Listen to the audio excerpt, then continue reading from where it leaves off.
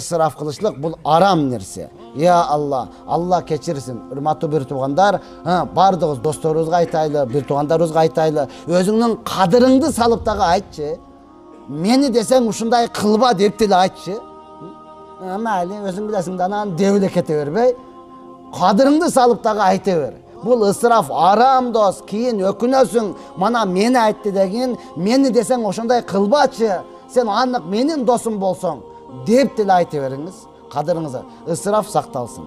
Ысырап сакталсын. Ошончо ысырап кылгандан көрө урматтууган, өтө сонун идея. Мына ушул биягы көлгө чейин, биягы Ош Баткенге чейин жолго туалет салып алайлычы. Жолго туалет салып алайлычы. 50 тай, 5 тө, 10 токулган ат, 2 алтын кур деп эле жарыя кыла бербей. Не кылайлы урматтууган, ошонун жок дегенде бир тайга бир туалет салып койгун.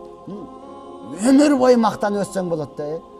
Өмүр бою ошол жерден өткөндө эле сүйүнүп бересиң да, таратын кыстап атып ушул жерге токтотчу деп элечи. Барып токтоп карап өтөсүң го.